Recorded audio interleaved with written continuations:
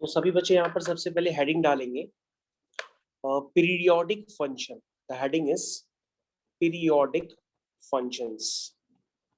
तो फंक्शंस में कई टाइप की वैरायटी होती है, उसमें एक पीरियोडिक फंक्शंस होते हैं। जैसा कि आपने कल कहा था कि सर आपको ट्रिग्नोमेट्री में आपको काफी ज्यादा प्रॉब्लम आ जाती है बार बार, तो एक टॉपिक है उसको हम लोग कवर करते हुए आपकी ट्रिग्नोमेट्री इजी करते हुए जाएंगे। तो टॉपिक का नाम है पीरियोडिक फंक्शंस। तो पीरियोडिक फंक्शंस भी होते हैं, कंपोजिट फंक्शंस भी होते हैं, फंक्शनल इक्वेशंस भी होती है, फंक्शंस की ढेर सारी वैरायटीज होती है। तो उसमें से हम लोग जो अभी पढ़ने जा रहे हैं उसका नाम है पीरियोडिक फंक्शंस। आई थिंक मेरी आवाज सभी लोगों को अभी भी आ रही है। तो Yes. फंक्शंस जो पीरियोडिक फंक्शन होते हैं, सबसे पहले उसका एक डिफाइनिंग रिलेशनशिप होता है। तो सबसे पहले हम लोग एक डिफाइनिंग रिलेशनशिप हर बार की तरह लिख लेते हैं। आप उसको लिख लीजिए हमारे साथ। A function fx is periodic। लिखना स्टार्ट करिए। A function fx is periodic with a period t। जहां बच्चों आपको ये पता होना चाहिए कि अगर किसी का पीरियड t होता है तो वो हमेशा जीरो से बड़ा होता है। ये बात आपको स्पेशली पता होनी चाहिए। किसी का भी पीरियड नेगेटिव नहीं होता है। A function fx is period a function fx is periodic with a period t। जहां पे t बच्चों मैंने आपको फिर से बताया वो हमेशा जीरो से बड़ा होता है। इफ, उसके आगे भी लिखिएगा, if for each x, if for each x in the domain in the domain of fx, in the domain of fx। ठीक है, मतलब जो पीरियोडिक है ना फंक्शन, वो अपनी डोमेन में ही होगा। ऐसा नहीं होगा कि वो अपनी डोमेन के बाहर चला जाए, और उसकी डोमेन अनबाउंडेड रहती है।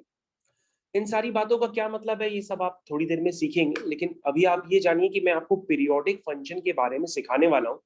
ऐसा नहीं है कि आपने किसी का पीरियड अभी तक सुना ना हो, ठीक है ना। तो जैसे आपको पता है कि साइन एक्स का पीरियड क्या होता है, साइन एक्स का पीरियड 2 पाई होता है।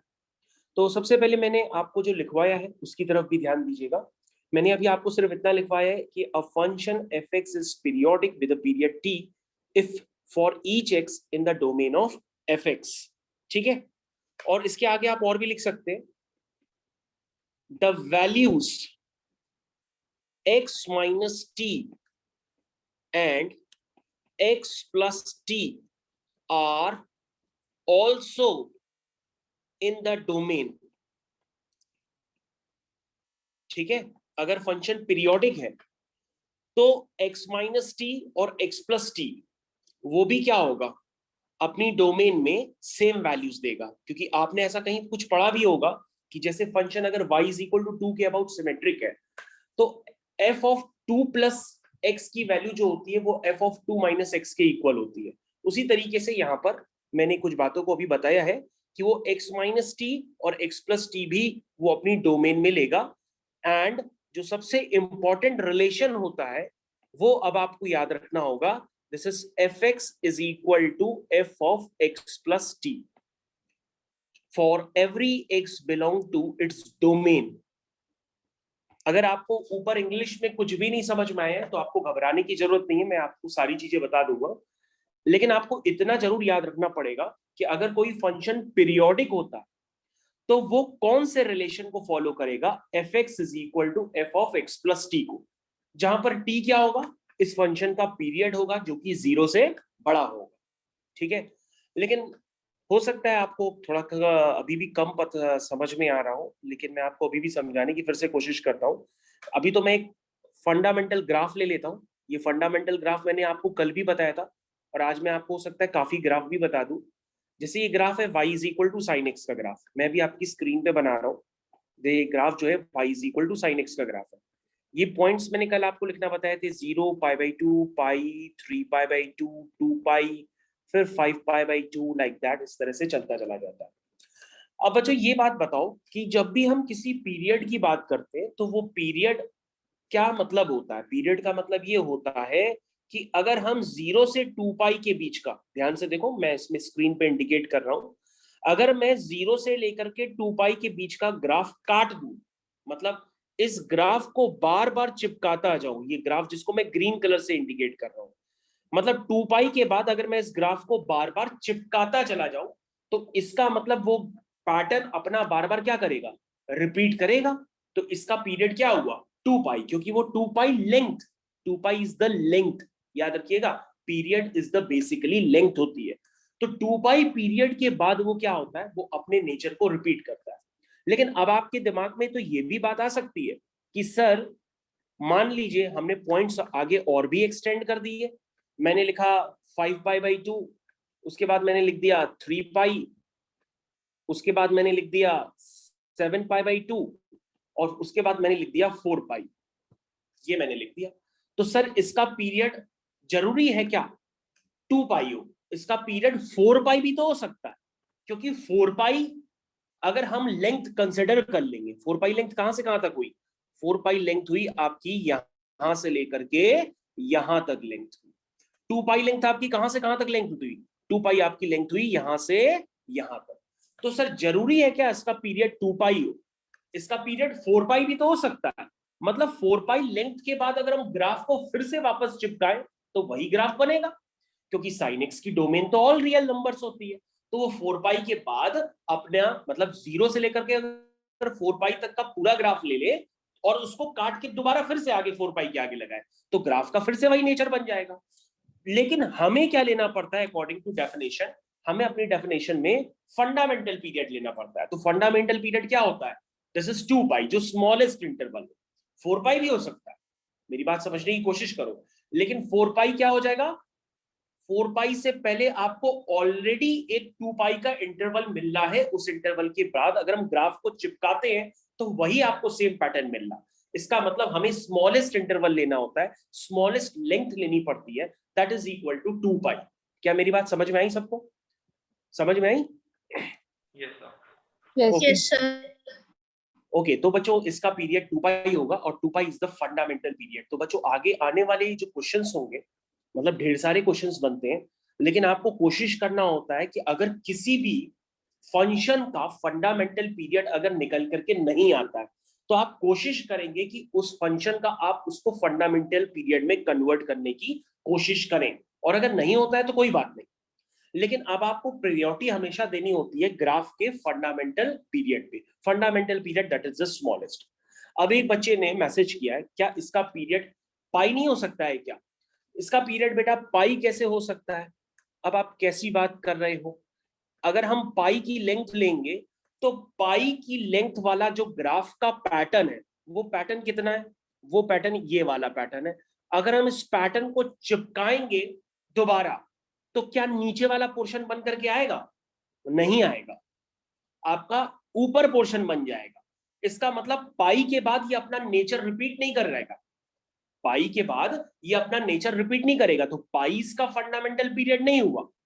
हमें फंडामेंटल पीरियड वो लेना होता है जिसको अगर हम काट करके वापस आगे चिपकाए तो वो हमारे ग्राफ के ऊपर ओवरलैप कर जाए, दैट मींस। लेकिन अगर हम 0 से पाई की लेंथ का ग्राफ लेते हैं और उसको आगे चिपकाते हैं तो हमारा ग्राफ कैसे बनेगा, हमारा ग्राफ ऐसा बन जाएगा, जबकि हमारा ओरिजिनल ग्राफ तो नीचे की तरफ जा रहा है। इसका मतलब हमारा ये पीरियड पाई नहीं होगा, क्या होगा, 2 पाई होगा। तो बच्चों ये सबसे आसान केस होता है साइन एक्स का। अगर आप साइन एक्स को बहुत अंदर डेप्थ में समझ ले जाते हो तो आप काफी सारे ग्राफ को समझने की काबिलियत रखते होगे।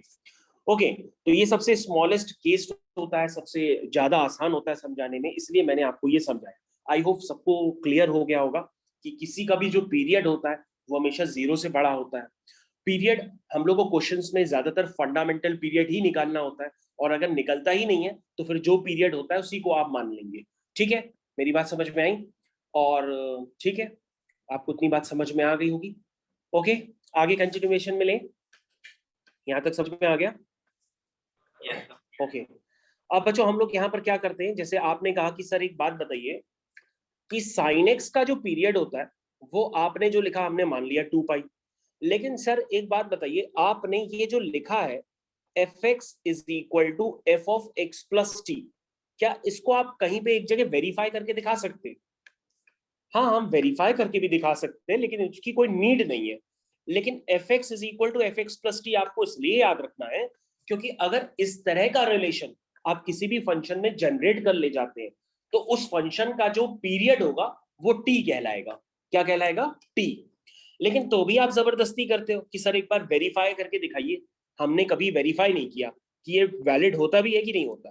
तो हमने कहा कोई बात नहीं यार, मैं एक क्वेश्चन ले लेता हूं ऊपर वाला ही। जैसे आपने ले लिया F x is equal to sine x, तो F of x plus T क्या होगा? F of x plus T क्या होगा? तुम कहोगे सर वो हो जाएगा sine of x plus T, यही होगा ना। तो अगर फंक्शन पीरियोडिक है तो आपने क्या कहा कि जो एफ एक्स होगा वो किसके इक्वल होगा? वो होगा F of x plus t के इक्वल होगा। बोलो भाई, आपने कहा ना फंक्शन अगर पीरियोडिक है तो साइन एक्स किसके इक्वल होगा? वो sine of x plus t के इक्वल होगा। अब बेटा इसको तुम सिंप्लीफाई कर लो, जैसे ही सिंप्लीफाई करोगे तुम्हारा पीरियड आ जाएगा 2 पाई। तो तुम कहोगे सर इसको सिंप्लीफाई अब कैसे करें? अब भाई सब चीज हम ही बता देंगे तो तुम क्या करोगे? इसको सिंप्लीफाई करो। कैसे लिखोगे? इसको ऐसे लिख दो, sine of x plus t minus sine x is equal to 0। इसके आगे किसी को याद आता है क्या लिखे? कहोगे सर इसके आगे तो फॉर्मूले होते हैं, sine c plus sine d या sine c minus sine d. कोई बच्चा जानता है sine c minus sine d? This is 2 sine होता है? नहीं, सबसे पहले क्या लिखते हैं? 2 cos c plus d by 2 sine c minus d by 2। बोलो भाई, यहां तक समझ में आया? Sine c minus sine d का क्या फॉर्मूला भी नहीं पता है? अगर नहीं पता है तो मेरे को बताओ, मैं आपको बता देता हूँ नेक्स्ट पेज पे। आपको बोलना पड़ेगा लेकिन आप बोलते नहीं हो आप लोग। Sine c plus sine d क्या होता है? बोलो सब लोग मिल करके बोलो, कौन बताएगा? Sine c plus d by 2 cos c minus d by 2।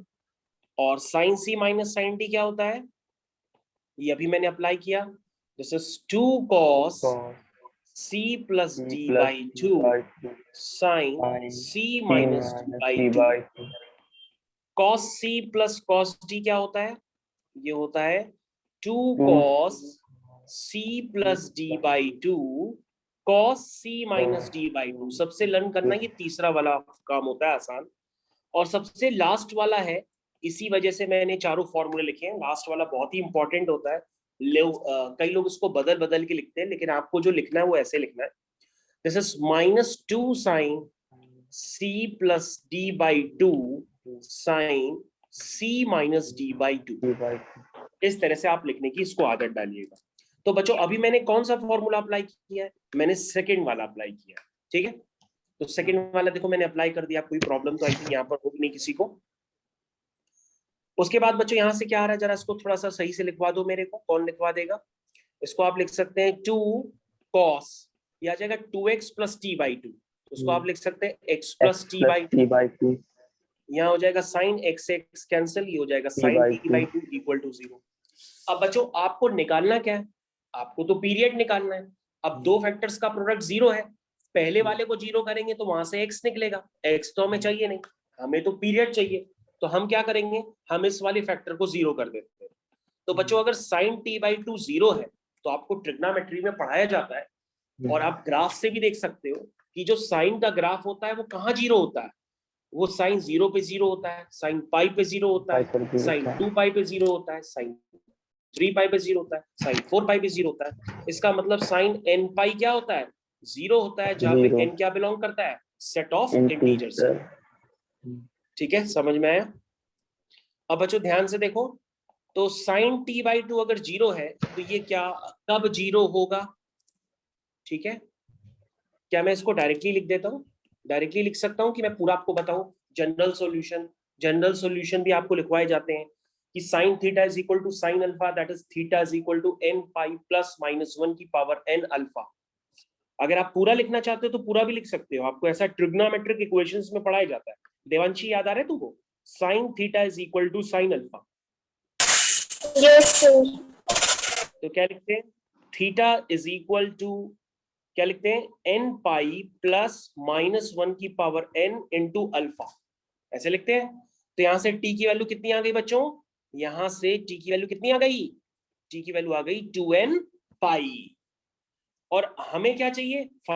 Fundamental period चाहिए, इसलिए मैं यहाँ पे n की वैल्यू 1 पुट करते हैं, तो टाइम पीरियड कितना आ गया, वो आपका टाइम आ गया, सॉरी पीरियड निकल के आ गया 2 पाई। तो बच्चों आप पूछ रहे थे ना कि क्या f of x is equal to f of x plus t को यूज करके क्या आप निकाल सकते हैं कि इसका पीरियड 2 पाई होगा। तो देखो बेटो मैंने इसको यूज करके प्रूव भी करके आपको दिखा दिया। तो बच्चों आपने काफी बार देखा होगा कि फंक्शंस में fx is equal to fx plus t बताया जाता है, और इसको लगाते ही अगर इस तरह का रिलेशन आ जाता है तो t उसका पीरियड होता है। तो बच्चों देखो मैंने इसको अप्लाई किया और मैंने sin x का पीरियड निकाल दिया आपके सामने, जो कि किसके इक्वल है, 2 पाई के इक्वल है। तो दिस इज योर प्रूविंग। इससे आपको वेरीफाई हो जाता है कि sin x का पीरियड 2 पाई है और fx is equal to fx plus t का रिलेशन होल्ड करता है। किसके लिए होल्ड करता है, पीरियोडिक फंक्शंस के लिए। This is only for periodic functions, क्योंकि चैप्टर का नाम ही क्या है, चैप्टर का नाम ही पीरियोडिक फंक्शंस है। ओके, एनी प्रॉब्लम, किसी को problem? No sir. No sir. तो बच्चों अब हम लोग थोड़ा सा और भी देख लेते हैं। बच्चों जैसे y is equal to sine x है, तो आपको क्या ये प्रॉब्लम होती है क्या y is equal to sine x से y is equal to mod of sine x बनाने में? No sir. किसी को प्रॉब्लम होती है? No sir. आई थिंक किसी को प्रॉब्लम नहीं होगी। अगर थोड़ी सी भी प्रॉब्लम अगर बची है तो वो यहाँ पर आप देख करके सॉल्व कर सकते हो। देखो ये तुम्हारा साइन एक्स का ग्राफ हो गया, इस तरह से बनाते हैं, इस तरह से बनाओगे तो कभी भी गलती नहीं होगी। एक ही एक्सिस के नीचे, एक ही एक्सिस के नीचे जैसे मैं सिखा रहा हूं वैसे कोशिश करोगे तो आपके पॉइंट्स कभी भी ओवरलैप नहीं होंगे, आपको पूरा पूरा समझ में आएगा। तो देखो बच्चों fx से मॉड ऑफ fx का ग्राफ कभी भी बनाना हो तो हम x एक्सिस के नीचे वाला ग्राफ का पोर्शन रफ कर देते हैं और उसकी मिरर इमेज ऊपर बना देते हैं। तो बच्चों ये होता था 0 pi by 2 pi.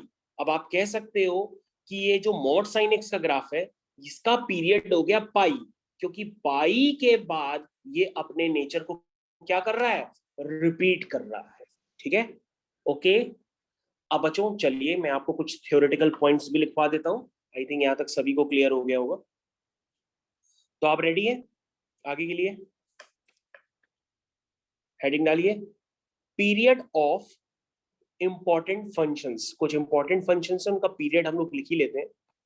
Period of important functions. तो इंपॉर्टेंट फंक्शंस में कौन कौन से फंक्शंस हैं, क्या कोई बच्चा बता सकता है? कि let's say fx is equal to sine x, तो इसका पीरियड क्या है बच्चों? मैं सबके पीरियड अभी एक साथ लिखूंगा। 2 पाई। cos x है, fx is equal to tan x है। क्या tan x का ग्राफ सबको आता है बनाने? fx is equal to fractional part of x। क्या फ्रैक्शनल पार्ट ऑफ x में कोई कंफ्यूजन हो तो बेटा अभी भी बता देना, मैं बता दूंगा। fx is equal to cosec x, fx is equal to sec x। किसी को integral part of x, fractional part of x में कोई भी दिक्कत हो तो वो अभी भी मेरे को बता सकता है। तो बच्चों मैं आपसे पूछता हूं, क्या इंटीग्रल पार्ट ऑफ x जो होता है क्या वो पीरियोडिक फंक्शन होगा? क्या integral part of x periodic function होगा?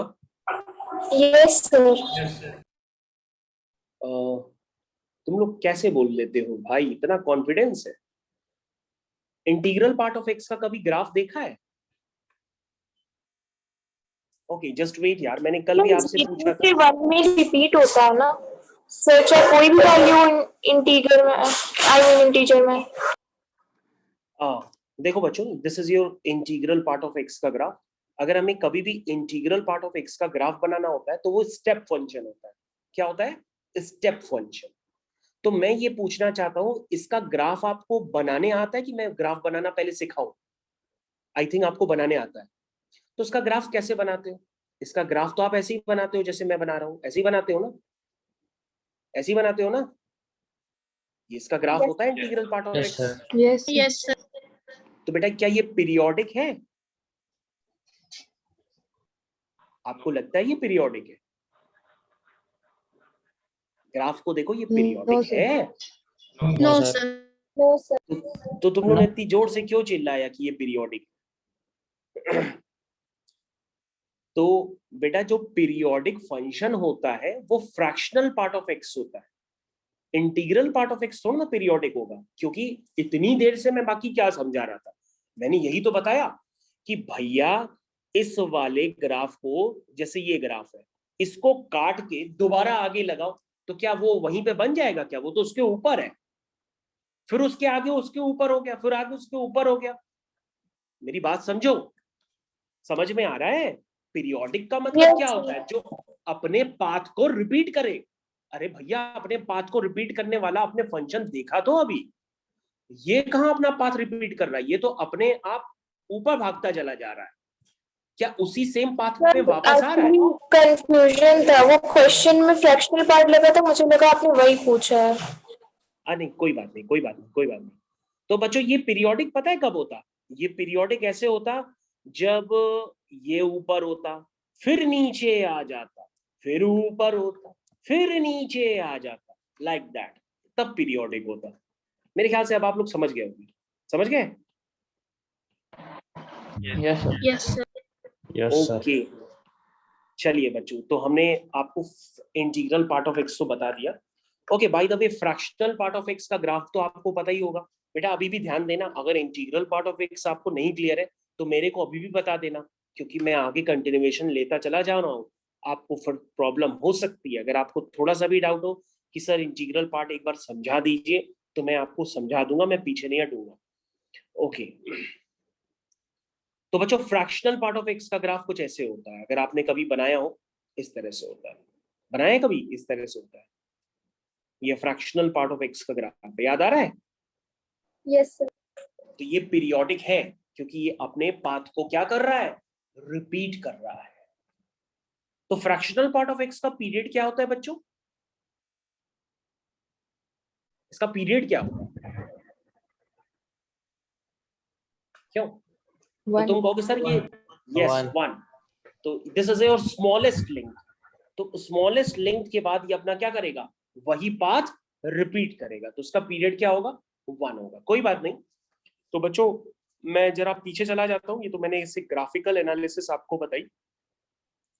ओके तो अब सारे बच्चों को काफी ज्यादा पॉइंट्स भी क्लियर हो रहे होंगे, आप लोग रिस्पॉन्स कर रहे हो। मैंने कहा ना कम पढ़ो लेकिन समझ लेना, ज्यादा पढ़ने से कुछ भी नहीं होता है। तो साइन एक्स का पीरियड क्या होता है? 2 पाई। कॉस एक्स का पीरियड क्या होता है? 2 पाई। tan एक्स का पीरियड क्या होता है? एनीवन? tan एक्स का पीरियड पाई। tan एक्स का पीरियड पाई होता है। कोई और? देवांशी tan एक्स का पीरियड क्या होता है? किसी ने tan x का ग्राफ देखा? π/2 सर π/2। ओके π/2 एक और जवाब आया, ठीक है। पाई एक और जवाब आया। ओके खुशी बेटा tan x का पीरियड क्या होता है? π/2 हाँ गलती करोगे तो ही तो सीखोगे, इसलिए मैं आपसे पूछ रहा हूँ, गलती करो। ओके तो ज्यादातर बच्चे अभी इसी में कंफ्यूज है कि सर मेरे को तो पाई tan x होगा। का पीरियड ही नहीं पता है, मैं क्या करूं? क्या करूं सर, मैं को tan x का पीरियड ही नहीं पता। कोई बात नहीं, मैं ऐसे कर लेता हूँ, 1 मिनट tan x को देख ही लेता हूँ, लेकिन सिर्फ tan x को देख रहा हूँ। चलो tan x का ग्राफ बनाने के लिए पहले मैं सपोर्टिंग लाइंस बनाता हूँ, वरना मैं खुद ही नहीं बना पाऊंगा। These are the supporting lines, इनको कहते हैं सपोर्टिंग लाइंस। पहले ये बना लिया करो, फिर ग्राफ इजीली ट्रेस हो जाएगा। ठीक है चलो, तो बच्चों tan x का ग्राफ ओरिजिन से पास होता है ना, क्योंकि tan 0 की वैल्यू 0 होती है, और tan इन्फिनिटी प्लस इन्फिनिटी होगा, और tan माइनस इन्फिनिटी होगा, क्योंकि tan क्या होता है? ऑड फंक्शन होता है। ऑड फंक्शंस के ग्राफ ओरिजिन के अबाउट सिमेट्रिक होते हैं। ये देखो ये ओरिजिन के अबाउट सिमेट्रिक है। Sir, pi could be the Yes. period. हाँ एक बच्चे ने बताया कि सर इसका पीरियड पाई होगा। ठीक है बेटा बिल्कुल चेक करते हैं अभी हम, बिल्कुल चेक करते हैं अभी हम। ओके उसके बाद फिर से बच्चों हम लोग इसका ग्राफ बनाते हैं। ये देखो ये tan x का ग्राफ है, आपने कभी नहीं बनाया है, मेरे को ऐसा फील होता है, क्योंकि सबके आंसर बहुत अलग अलग आ रहे थे। तो आप कोई बात नहीं, मैंने आपसे कहा है कि आप मेरे से पहले पूछ लिया करो अगर ना आए तो। बच्चों देखो ये tan x का ऐसा कुछ ग्राफ है, ठीक है। ये tan x का ग्राफ है। तो tan x का ग्राफ तो मैंने बना दिया। अब तुम कहोगे सर मैं क्या करूं, मेरे को समझ में नहीं आ रहा है। तो this is 0, this is π/2, this is pi, this is 3π/2। तो बच्चों इधर ध्यान देना, 1 मिनट 1 सेकेंड, इधर देखो, ये देखो, ये 0 से π/2 में ये ग्राफ बना है, देखो मैंने ट्रेस किया। फिर π/2 से पाई में ये ग्राफ बना है, ये मैंने ट्रेस किया। लेकिन पाई के बाद देखो ग्राफ वापस रिपीट कर रहा है। पाई के बाद देखो ग्राफ वैसे ही रिपीट कर रहा है जैसा कि ओरिजिन से चालू हुआ। तो इसका पीरियड क्या हुआ, π/2 हुआ कि पाई हुआ? बोलो सब लोग, पाई हुआ। तो इसका पीरियड हुआ पाई। तो अब आज के बाद याद रखना कि tan x का पीरियड क्या होता है, पाई, ना कि π/2 होगा ना 2π होगा, tan x का पीरियड पाई होगा। फ्रैक्शनल पार्ट ऑफ x तो मैंने आपको सिखाई दिया कि इसका पीरियड 1 होता है। ओके, cosec x का सर ये फ्रैक्शनल पार्ट ऑफ x बता रही है। फ्रैक्शनल पार्ट ऑफ x बता दें। अरे भाई सर कैसे ग्राफ कैसे बना, बिल्कुल बताते हैं। बेटा एक बात बताओ कि फ्रैक्शनल का मतलब क्या होता है हिंदी में? फ्रैक्शनल का मतलब होता है कि ऐसी वैल्यू जो 0 से 1 के बीच में लाई करे। ऐसी वैल्यू जो 0 से 1 के बीच में लाई करे उसको हम लोग कहते हैं फ्रैक्शन। ठीक है, 1 नहीं होनी चाहिए, 0 हो सकती है, और 0 से 1 के बीच में कोई भी वैल्यू। तो बच्चों अगर मैं आपसे पूछता हूं कि इंटीग्रल पार्ट ऑफ 1.2, तो आप क्या लिखते हो? कहोगे सर ये 1 होता है। लेकिन अगर मैं आपसे लिखता हूं फ्रैक्शनल पार्ट ऑफ 1.2, मैं आपसे कहता हूं फ्रैक्शनल पार्ट ऑफ 1.2, तो ये आपको क्या देगा? ये 0.2 देगा। तो फ्रैक्शनल पार्ट्स आपको 0 से 1 के बीच का नंबर निकाल के बाहर करता है, इंटीग्रल पार्ट आपको इंटीजर निकाल करके बाहर कर देता है। तो पहले ये फंडामेंटल बात समझिए जो मैं आपको समझाने की बात कर रहा हूं। जैसे मैंने आपसे कहा कि फ्रैक्शनल पार्ट ऑफ 0.5 क्या है, तो तुम कहोगे सर 0.5 ही होगा, यही तो होगा। फ्रैक्शनल पॉइंट ऑफ 3.5 क्या होगा? कहोगे सर 0.5 होगा। तो बट इंटीग्रल पार्ट का मतलब क्या हुआ कि उसका रिजल्ट एक इंटीजर निकलेगा, और फ्रैक्शनल पार्ट का मतलब उसका रिजल्ट एक फ्रैक्शन निकलेगा। तो बेटा ये देखो कि तुम्हारा जो भी रिजल्ट निकलता है, चाहे तुमने x की वैल्यू 1.2 डाली हो, चाहे 0.5 डाली हो, चाहे तुमने 3.5 डाली हो, लेकिन हमारे पास जो आंसर आता है वो आंसर आपका 0 से 1 के बीच में आता है। ध्यान दिया, वो आंसर आपका क्या आता है? 0 से 1 के बीच में। तो बेटा आप इधर ध्यान दो 2 मिनट कि अगर मैं 0 से 1 के बीच में कोई भी नंबर डालूंगा और उसका फ्रैक्शनल पार्ट लूंगा, तो उसकी वैल्यू क्या आएगी? वो 0 से 1 के बीच में होगी। तो 0 से 1 के बीच में ग्राफ ऐसे बनेगा, फिर ऐसे बनेगा। 1 से 2 के बीच में लोगे तो भी इसकी वैल्यू 1 तक ही, मतलब 0 से 1 के बीच में ही लाई करेगी। और अगर पूरा प्रॉपरली भी बनाना चाहते हो तो प्रॉपरली भी बना सकते हो। इधर ध्यान दो, ये पार्ट मेरे ख्याल से सभी बच्चों को क्लियर हो गया होगा। अगर आपको और थोड़ा सा समझना है तो मैं और भी आपकी हेल्प कर देता हूँ, जस्ट वेट। इधर ध्यान दो बच्चों, अगर आप लिखते हो y is equal to fractional part of x, तो आपको इस सर ने बताया होगा कि कोई भी अगर x होता है तो उस x में एक इंटीजर पार्ट भी होता है और उसका एक फ्रैक्शनल पार्ट भी होता है ना। तो yes, आप फ्रैक्शनल पार्ट को क्या लिख सकते हो? फ्रैक्शनल पार्ट को लिख सकते हो x minus integral part of x, ये लिख सकते हो। बस इसकी हेल्प से आपका ग्राफ एग्जैक्ट बन जाएगा, और जब एग्जैक्ट बन जाएगा तो आप उसको बना लो। ओके, सबसे पहले हम पॉइंट्स मार्क कर देते हैं।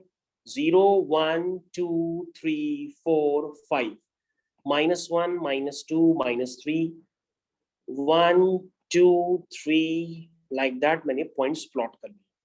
ओके, तो बच्चों ये बताओ जब x 0 से 1 के बीच में लाई करेगा, सबसे फर्स्ट केस, x अगर 0 से 1 के बीच में लाई करेगा तो y की वैल्यू क्या आएगी? तुम कहोगे सर y की वैल्यू आएगी x, क्योंकि x अगर 0 से 1 के बीच में लाई करेगा तो उसका इंटीग्रल पार्ट ऑफ x 0 हो जाएगा, तो y इक्वल टू x बचेगा। लेकिन y इक्वल टू f कितने रीजन बनाओगे? जब x 0 से 1 के बीच में लाई करेगा और 1 पे उसको एक्सक्लूड कर दोगे। अब समझ में आया? उसके बाद x जिसने पूछा था उसको समझ में आ रहा है? Yes sir. और अगर x 1 से 2 के बीच में लाई करेगा तो आप कहोगे कि सर उसका इंटीग्रल पार्ट 1 हो जाएगा, यानी y is equal to x minus 1 का ग्राफ बनेगा, लेकिन 1 से 2 के बीच में बनेगा। तो 1 से 2 के बीच में y is equal to integral part of x का ग्राफ बन गया। समझ में आया? अब ये Yes, नेचर sir. लगातार क्या रहेगा, रिपीट होता चला जाएगा। इस तरह से आप ग्राफ बना सकते हैं। और अगर आपको नंबर्स के टर्म्स में समझना हो तो नंबर के टर्म्स में हमने आपको जस्ट पीछे बताया, आप वैसे भी समझ सकते हो। किसको नहीं समझ में आया अभी भी पूछ सकता है। This is your fractional part of x. Anyone जिसको समझ में नहीं आया हो, कोई ऐसा बच्चा? सबको समझ में आ गया? Yes, sir.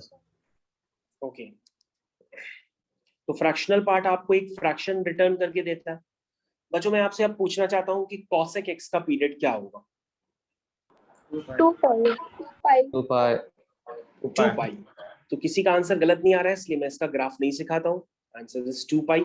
sec x का period 2 pi. Pi. 2 pi. cot x का period Pi. Pi. No, cot x में फिर से 2 पाई की आवाज आई। cot x का पीरियड और tan x का पीरियड सेम होगा, that is equal to pi. ठीक है? ओके, ठीक है, ठीक है बच्चों, हम लोग आगे कंटिन्यूएशन में लेते हैं। ये काफी इंपॉर्टेंट बातें हम आपको और भी बताने जा रहे हैं, उनको लिखना चालू कर लीजिएगा, क्योंकि जब आप लिखेंगे तो ही आपको ज्यादा समझ में आएगा। चलिए स्टार्ट करते हैं नेक्स्ट बातों को। लिखिए, period of some derived functions, period of some derived functions, period of some derived functions। जैसे आपका सबसे पहला पार्ट है, देखिए मैं उसमें क्या लिखवा रहा हूं, लिखना स्टार्ट करिए। साइन की पावर nx, कॉस की पावर nx, सेक की पावर nx, कॉसेक की power nx have period pi if n is even and 2 pi if n is odd or fraction। बच्चों ये काफी इंपॉर्टेंट पॉइंट है जो मैंने आपको निकाल के दिया है, इसको आपको याद करना होगा। मैंने आपको ये बताया है कि आप अभी तक हमको बता रहे थे कि सर साइन एक्स का पीरियड क्या है, आपने बताया साइन एक्स का पीरियड 2 पाई है, लेकिन जरूरी थोड़ी नहीं आपके पास हर बार साइन एक्स ही आ जाए। साइन स्क्वायर एक्स भी तो हो सकता है, साइन की पावर 4x भी तो हो सकता है, साइन क्यूब एक्स भी तो हो सकता है, साइन की पावर 3/2x भी तो हो सकता है। समझ रहे हो मेरी बात? तो बच्चों मैंने आपको ये बताया कि अगर n इवन है तो उसका पीरियड पाई हो जाएगा। तो साइन की पावर nx, कॉस की पावर nx, सेक की पावर nx, कॉसेक की पावर nx। ध्यान दीजिएगा मैंने यहाँ पे tan और cot को इंक्लूड नहीं किया है, इसलिए आप जबरदस्ती इसको यहाँ पे मत लिखिएगा। तो मैंने साइन, कॉस, सेक, कॉसेक, tan और cot को छोड़ करके बताया यहाँ पे। तो यहाँ पर अगर n इवन होता है, यानी आपके पास साइन स्क्वायर एक्स है, साइन की पावर 4x है, कॉसेक की पावर 10x है, इन सबके पीरियड क्या होंगे? पाई होंगे। ठीक है? लेकिन अगर आ जाए साइन एक्स हो गया, या साइन की पावर 3x हो गया, या साइन की पावर 101x हो गया, तो उनका पीरियड क्या होगा? 2 पाई होगा। क्या मेरी बात सबको समझ में आ रही है? Yes, sir. Okay okay, next आगे कंटिन्यूएशन में लेते हैं, देखते हैं आगे।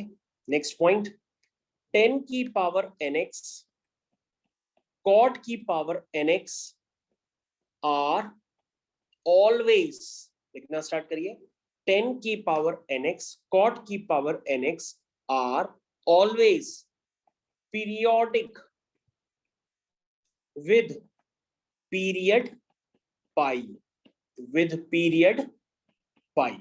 ध्यान दो बच्चों सभी लोग यहाँ पे, 10 की पावर nx, cot की पावर nx, ये दोनों होंगे, ये पीरियोडिक होंगे हमेशा ही, और इनका पीरियड होगा पाई। अब यहाँ पर n चाहे कुछ भी हो, उससे कोई लेना देना नहीं है, चाहे n इवन हो, चाहे n ऑड हो, चाहे वो n फ्रैक्शन हो। समझ में आया? मेरी बात समझ में आ रही सबको? सुनाई दे रहा? Yes, sir. Yes. ओके, तीसरा देखो बच्चों, mod sine x, mod cos x, mod tan x, mod cot x, mod sec x, mod cosec x. तो बचा क्या? सारे ही तो लिख दिए। are all periodic, are all periodic with period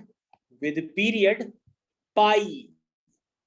ध्यान दीजिएगा, तो आपके पास चाहे मॉड साइन एक्स हो, चाहे मॉड कॉस एक्स हो, चाहे मॉड टेन एक्स हो, मॉड कॉट एक्स हो, मॉड सेक एक्स हो, मॉड कॉसेक एक्स हो, इन सबका पीरियड क्या है? पाई। क्या है? पाई। याद रहेगा? नेक्स्ट वाला पॉइंट। ओके, तो बच्चों ये सिंबल होता है जिसमें आप कंफ्यूज हो रहे हो, ये होता है symbol fractional part of x का। तो फ्रैक्शनल पार्ट ऑफ एक्स भी लिख लीजिए, क्योंकि आप उस समय कंफ्यूज हो रहे थे। आप लिख लो ये भी पीरियोडिक होता है विद पीरियड 1, क्योंकि अब तो आपने ग्राफ भी देख लिया तो कंफ्यूजन खत्म हो गया। तो उसका पीरियड होता है 1। ठीक है, ओके। उसके बाद नेक्स्ट पॉइंट लिखो, लिखिए उसमें एल्जेब्रिक फंक्शंस, एल्जेब्रिक फंक्शंस। तो एल्जेब्रिक फंक्शंस कौन से हुए? फॉर एग्जांपल जैसे मैंने ले लिया x ले लिया, ये एक्स स्क्वायर ले लिया, ये 11 + x ले लिया, ये कोई पीरियोडिक नहीं होते, मतलब पीरियोडिक नहीं होते। कोई भी पॉलिनोमियल या एल्जेब्रिक फंक्शंस जो होते हैं आर ऑल, जो पीरियोडिक नहीं होते उसके लिए हम लोग एक नाम देते हैं, that is called a periodic. क्या नाम देते हैं? ए पीरियोडिक। पीरियोडिक नहीं है मतलब ए पीरियोडिक। तो बच्चों these are the important points, आपको उन पे ध्यान देना है। ध्यान नहीं दोगे तो बहुत जगह फंसने वाले हो, फिर उसका इंतजार करना पड़ेगा। इसलिए ध्यान दे करके सारे पॉइंट्स लिखना स्टार्ट कर दीजिएगा। अब आपके दिमाग में और भी जो पॉइंट आउट्स होंगे वो भी मैं धीरे धीरे क्लियर करूंगा, क्वेश्चंस भी कराऊंगा, जितना हो सकता है उतना बेस्ट करके दूंगा। ओके, तो बच्चों यहाँ तक आपको बात क्लियर हो गई। हम लोग आगे कंटिन्यूएशन लेते हैं, और अब आपको हेडिंग डालनी होगी। नेक्स्ट हेडिंग लिखना स्टार्ट करिए, properties used to find period of a given function, period of given function. तो बच्चों मैंने sine square x, cos square x, cos की पावर 3x, इन सब का फंडा तो बता दिया। अब आपको थोड़ी सी बातें यहाँ समझनी पड़ेंगी। जैसे मान लीजिए उसको आप पॉइंट वाइज भी लिख सकते हैं, क्योंकि पॉइंट वाइज ही लिख लो। पहला पॉइंट ध्यान दीजिएगा, ठीक है। If fx has period t, अगर fx का पीरियड t है, then 1/fx, then 1/fx and square root of fx, and if fx has a period t, then 1/fx and square root of fx also have a period t। तो बच्चों ये बात समझने की कोशिश करो, अगर आपके पास कोई फंक्शन है fx, उसका पीरियड है t, अगर आपके पास कोई फंक्शन है fx, उसका पीरियड है t, तो 1/fx हो या √fx हो, उसका भी पीरियड क्या होगा? t। कहने का मतलब डाउट्स क्लियर करो, कहने का मतलब डाउट्स क्लियर करो। मैंने कहा sin x का पीरियड अगर 2π है तो 1/sin x का भी पीरियड 2π होगा, square root of sin x का पीरियड भी 2π होगा। मेरी बात समझ में आ रही है? ओके, इसी में बच्चों इसी में बच्चों और भी पॉइंट्स आप ऐड कर सकते हो। मैं धीरे धीरे जो पॉइंट्स होते हैं मेन वो सारे कवर कर रहा हूँ, और इसकी थ्योरी काफी इंपॉर्टेंट होती है। ये पॉइंट्स नहीं पता होंगे तो काफी सारे क्वेश्चंस फिर गलत करने के लिए तैयार होना पड़ेगा आपको। इन जनरल, एक पॉइंट और भी मेरे से छूट रहा है, वो भी मैं ऐड कर देता हूं। इन general, if fx has a period t, then g of fx, then g of fx। क्या बच्चों आपने g of fx कभी देखा है क्लास 11-12 में? बिल्कुल देखा होगा। इसको आप लोग ने रिलेशन एंड फंक्शन में पढ़ा होगा, उसमें आप उसको कहते थे गॉफ, फॉग। तो गॉफ का मतलब होता था g of fx और फॉग का मतलब होता था f of gx।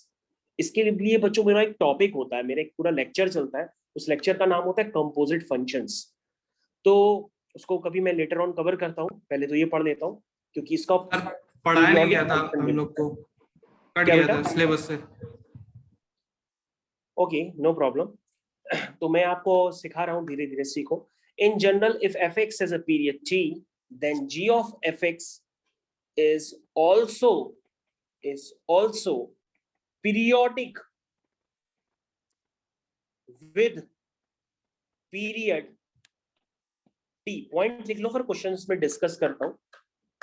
मैंने आपको सिर्फ इतना लिखाया है कि अगर fx का पीरियड t है तो जो g of fx होगा उसका भी पीरियड t होगा। मैंने कुछ नहीं लिखवाया, सिर्फ मैंने इतना लिखाया है कि अगर fx का पीरियड t है तो g of fx का भी पीरियड क्या होगा? t होगा। कहने का मतलब ये होता है g of fx में जो अंदर वाला फंक्शन है, जैसे मान लो आपको दे दिया जाए f of gx, तो अंदर फंक्शन होगा gx। और अगर मैं कह रहा हूं g of fx, तो अंदर फंक्शन कौन सा है? fx। तो जो अंदर वाले फंक्शन का ओरिजिनल पीरियड होगा वही g of fx का भी पीरियड होगा।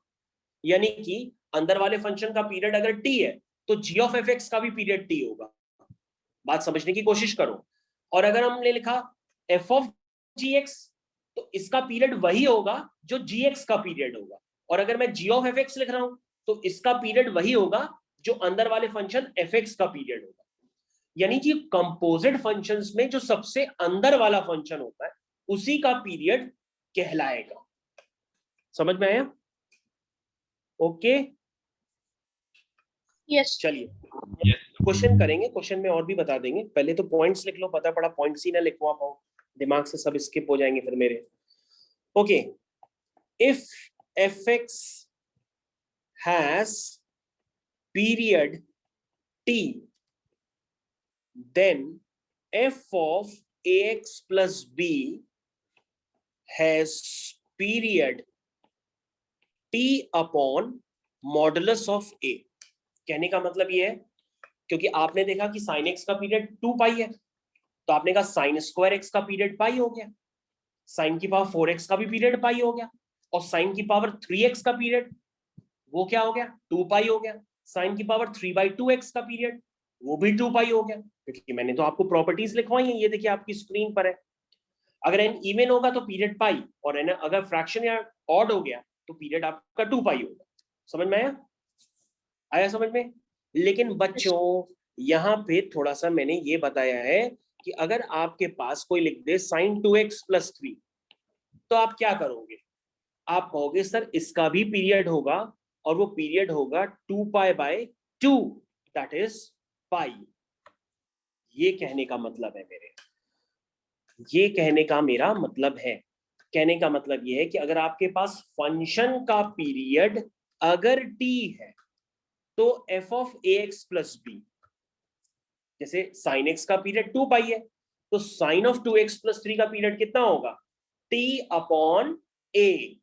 a यहां पर क्या है? 2, तो उसका पीरियड कितना हो जाएगा? 2π/2, दैट इज इक्वल टू पाई। समझ में आया? समझ में आया? इस वाले 3 से कोई लेना देना नहीं होता है, इस वाले 3 से कोई लेना देना नहीं होता है। बाकी अभी हम लोग क्वेश्चन ही स्टार्ट कर लेते हैं। लेट्स से मैं क्वेश्चन स्टार्ट कर लेता हूँ, तो आपकी थ्योरी जल्दी कवर हो जाएगी, समझ में आएगी थ्योरी।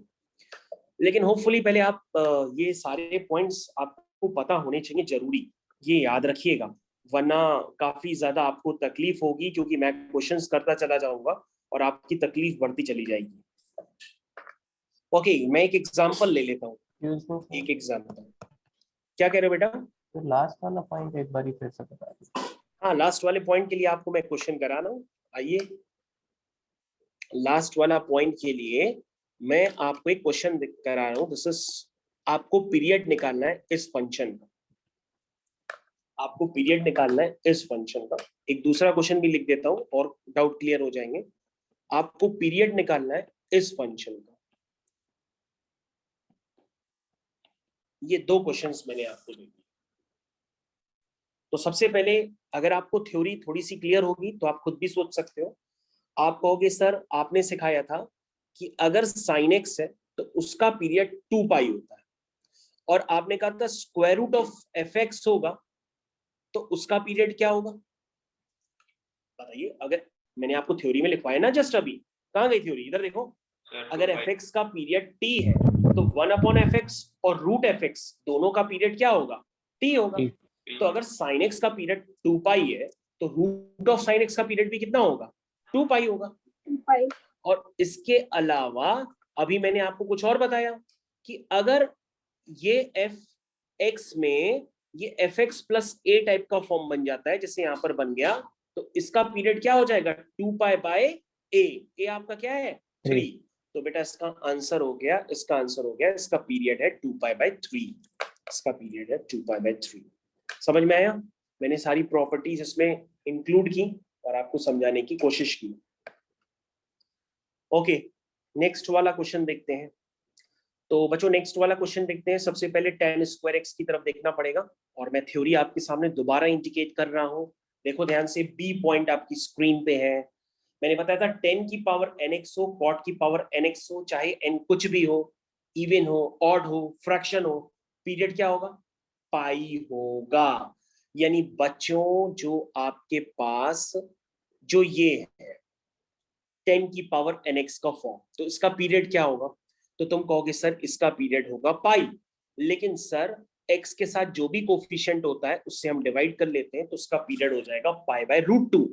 और तुम कहोगे सर इस वाले 10 का क्या करें, तो हमने कहा किसी भी फंक्शन में अगर हम +10 करते हैं, -10 करते हैं, तो ग्राफ की पोजीशन नीचे से ऊपर या ऊपर से नीचे शिफ्ट होती है, लेकिन उसका नेचर नहीं बदलता है, ये बात याद रखो।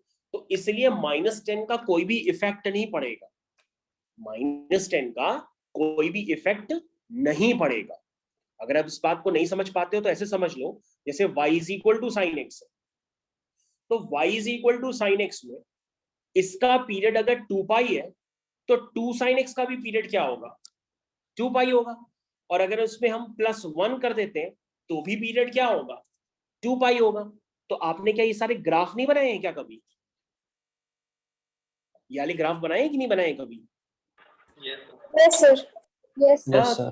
अरे बहुत छोटे से ग्राफ होते हैं, कैसे बनाओगे, बनाओ उसको। कहोगे सर साइन एक्स का ग्राफ ये हो गया, मैं तो साइन एक्स का ग्राफ बनाते बनाते पक गया हूं, ये साइन एक्स का ग्राफ हो गया। चलो 2 साइन एक्स का ग्राफ बनाओ। 2 साइन एक्स का ग्राफ कैसे बनाओगे, 2 साइन एक्स का ग्राफ बनाने के लिए ग्राफ की हाइट को आप क्या करोगे, बढ़ा दोगे। नहीं समझे? क्योंकि बेटा साइन एक्स कहां से कहां तक लाई करता है, -1 से 1, तो 2 साइन एक्स कहां से कहां लाई करेगा, -2 से 2। तो पहले ये कहां से लाई कर रहा था, +1 से -1, अब ये कहां लाई करेगा, +2 से -2। देखो अभी भी पीरियड इसका क्या है, अभी भी पीरियड इसका 2 पाई है, और यहां भी पीरियड इसका कितना है, 2 पाई है। बोलो मानते हो कि नहीं? और अगर हम +1 करेंगे तो ये ग्राफ 1 यूनिट ऊपर की तरफ शिफ्ट हो जाएगा।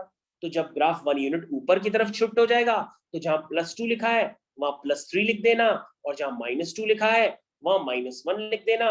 लेकिन ग्राफ का नेचर ऐसा ही रहेगा। इसका मतलब जो 2 sin x + 1 है उसका पीरियड भी 2 पाई रहेगा। नहीं समझ में आया? ठीक है, Yes. ओके। तो बच्चों क्या ये बात क्लियर है? क्या ये इन दोनों क्वेश्चंस में कोई आपके पास दोबारा कोई डाउट है तो आप पूछ सकते हैं। कोई डाउट? मैंने दोनों के पीरियड्स निकाल करके आपके सामने लिख दिए। एक का पीरियड है 2 पाई बाय 3 और एक का पीरियड है पाई बाय रूट 2। ओके, आगे स्टार्ट करें बच्चों? Yes sir. आगे स्टार्ट कर रहे हैं। देखो देखो बच्चों, नेक्स्ट क्वेश्चन आपकी स्क्रीन पे। आपको बच्चों फिर से पीरियड निकालना है, लेकिन पीरियड जो निकालना है वो है sine of fractional part of x का। पहला एग्जांपल ये है, और दूसरा क्वेश्चन है fractional part of sine x का। क्योंकि इंटीग्रल पार्ट तो पीरियोडिक होता नहीं है, तो मैं इंटीग्रल पार्ट तो लगा नहीं सकता, तो मैं फ्रैक्शनल पार्ट तो लगा सकता हूं। लेकिन कहोगे सर इसका निकालेंगे कैसे? हम कहेंगे बेटा ऐसे सोचो, जरा अपनी क्लास 11th में वापस चले आओ, थोड़ी देर के लिए सोचो कि तुम्हारे पास fx गिवन है sin x और gx गिवन है फ्रैक्शनल पार्ट ऑफ x, ऐसे मन में सोच लो। अब मैंने कहा एक बार फॉग निकालो और एक बार गॉफ निकालो। तो फॉग का मतलब क्या होता है, f ऑफ gx, ये आपको निकालना है। ये क्या होगा? कहोगे सर बहुत आसान है, अभी बताते हैं। तो सर आपका जो fx है वो sin x है। अगर f ऑफ gx चाहिए तो जहां जहां x है उसको gx से रिप्लेस कर दो। नहीं समझे भाई, fx अगर sin x है तो अगर आपको f ऑफ gx चाहिए तो जहां जहां x है इस फंक्शन में, जहां जहां x है उसको gx से रिप्लेस कर दो, तो LHS में ऑटोमेटिक f ऑफ gx आ जाएगा। तो बच्चों f ऑफ gx क्या निकल के आया है? तुम कहोगे साइन ऑफ gx, और gx क्या है आपका? कहोगे सर gx तो फ्रैक्शनल पार्ट ऑफ x है। बोलो भाई, नहीं समझ में आया? आया सर। आया। तो इसका मतलब बच्चों ये जो f ऑफ gx आपने निकाला है वो है sine of fractional part of x। और बच्चों मैंने आपको थ्योरी में क्या सिखाया था कि f ऑफ gx का जो पीरियड होगा वो किसके इक्वल होगा? gx के पीरियड के बराबर। तो यहाँ पे gx क्या है बच्चों? यहाँ पर gx क्या है? कहोगे sir gx fractional part of x है। तो फ्रैक्शनल पार्ट ऑफ x का पीरियड क्या होता है? 1। तो इसका मतलब sine of fractional part of x का पीरियड क्या होगा? 1। पीरियड क्या होगा? 1। कहोगे सर ये थ्योरी आपने कहां पढ़ाई? अभी देखो जस्ट मैंने पीछे आपको बताई है, ये रही वो थ्योरी।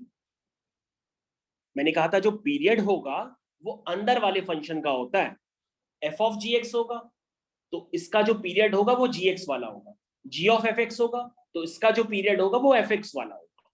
तो बच्चों यहां पर जो sine of fractional part of x है वो क्या है? वो है f ऑफ gx, यानी इसका पीरियड क्या होगा? gx का जो पीरियड होगा। और gx आपका क्या है?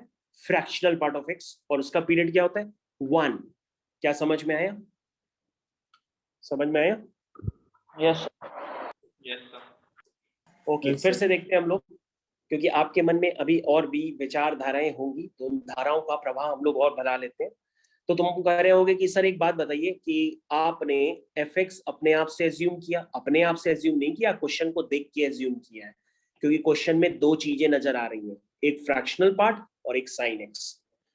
तो सर आप एक बात बताइए, अगर मैं g ऑफ fx निकालूं तो g ऑफ fx निकालने के लिए gx में जहां जहां x है उसको fx से रिप्लेस कर दो रिप्लेस। तो ये क्या बन जाएगा? Fractional part of fx।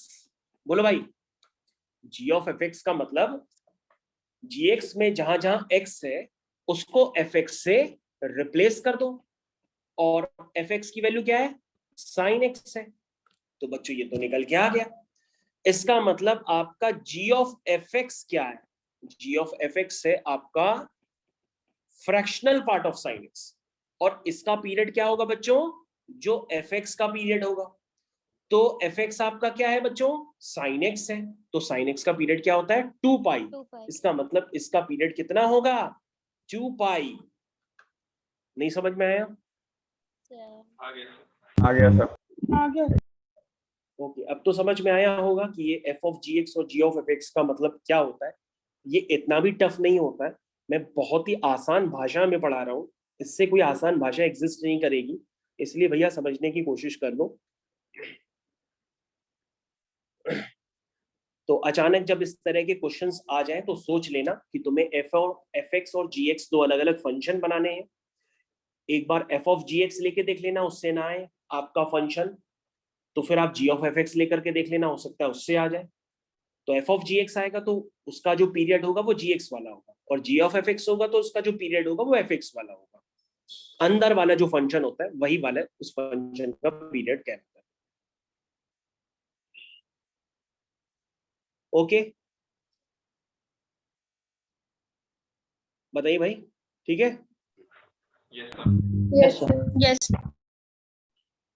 Okay, तो हम लोग आगे कंटिन्यूएशन में लेते हैं। इसको लिखना है तो भले लिख लो।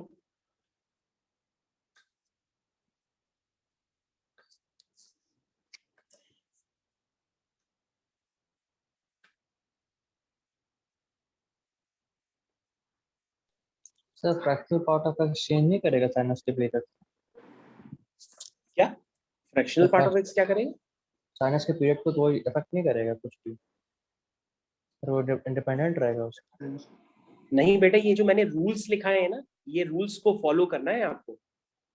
अब वो करे चाहे ना करे, मेरे को उससे लेना देना नहीं है। ये जो रूल्स मैंने आपको सिखाए हैं, इसी के अकॉर्डिंग आपको चलना है। बाकी इन सबके ग्राफ भी बनते हैं, आप ग्राफ भी बना सकते हो, लेकिन ग्राफ बनाओगे तो आपका टाइम वेस्ट होगा ना। आपसे कोई ग्राफ पूछने वाला एग्जाम में, कोई वाला एग्जाम थोड़ी नहीं है कि सब्जेक्टिव वाला कि सब कुछ लिखना है। ऑब्जेक्टिव एग्जाम होता है। ऑब्जेक्टिव एग्जाम की मार्किंग जो होती है उसमें 18 क्वेश्चंस होते हैं। अगर मैथ्स के लोगे तो मैथ्स के 18 क्वेश्चंस होते हैं एडवांस में, तो उसमें 6 होते हैं ऐसे क्वेश्चन जिसमें मल्टी करेक्शन होता है, यानी कि मोर देन वन वाले होते हैं। 6 ऐसे होते हैं जो सिंगल करेक्ट ऑप्शन होते हैं, और 6 ऐसे होते हैं जो यूनिट डिजिट वाले आंसर होते हैं, जिसमें कोई भी नेगेटिव मार्किंग नहीं होती। उनका आंसर आपको 0 से लेकर के 9 तक लिखना होता है।